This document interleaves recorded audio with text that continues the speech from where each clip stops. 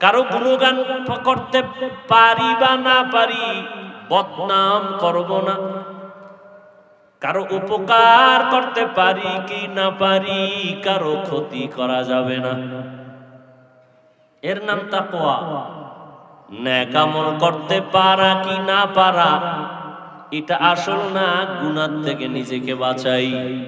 তাকওয়ার স্লোগান, নেক আমল করতে পারি বা না পারি, গুনাহ করব না। কারো প্রশংসা করতে পারি বা না পারি, কারো বদনাম করব না। কারো উপকার করতে পারি বা না পারি, কারো ক্ষতি করব না।